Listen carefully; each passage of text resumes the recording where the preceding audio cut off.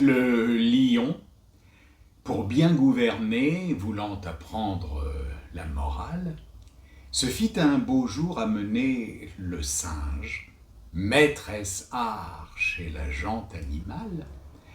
La première leçon que donna le régent fut celle-ci: grand roi, pour régner sagement, il faut que tout prince préfère le zèle de l'État à certains mouvements qu'on appelle communément amour-propre, car c'est le père, c'est l'auteur de tous les maux que l'on remarque aux animaux. Vouloir que de tout point ce sentiment vous quitte, ce n'est pas chose si petite qu'on en vienne à bout en un jour. C'est beaucoup de pouvoir modérer cet amour. Par là, votre personne auguste n'admettra jamais rien en soi de ridicule ni d'injuste.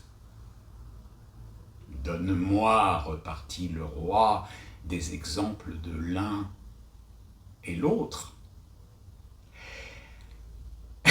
Toute espèce, dit le docteur, et je commence par la nôtre, toute profession s'estime dans son cœur, traite les autres d'ignorantes, les qualifie impertinentes et semblables discours qui ne nous coûtent rien.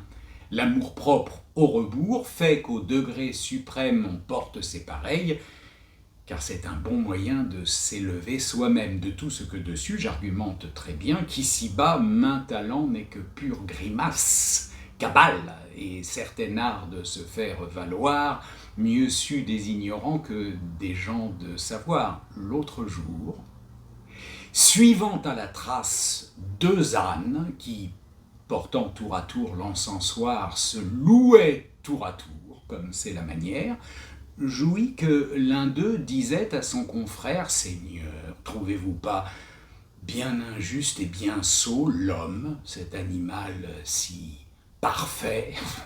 Il profane notre auguste nom, traitant d'âne quiconque est ignorant, d'esprit lourd, idiot. Il abuse encore d'un mot et traite notre rire et nos discours de braire.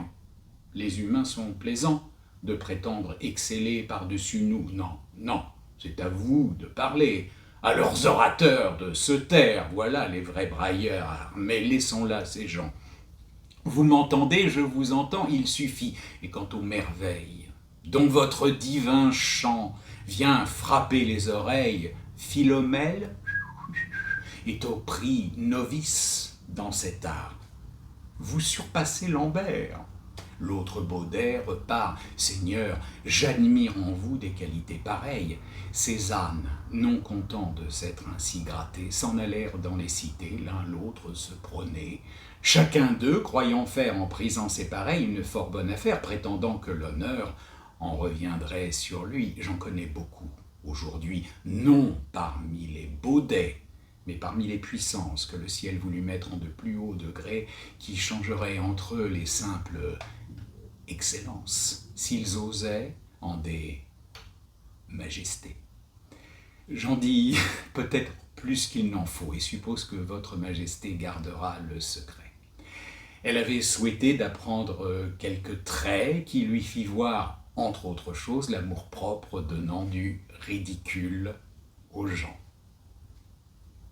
L'injuste aura son tour. Il y faut plus de temps. Ainsi parla ce singe. On ne m'a pas su dire s'il traita l'autre point, car il est délicat. Et notre maîtresse art, qui n'était pas un fat, regardait ce lion comme un terrible cire.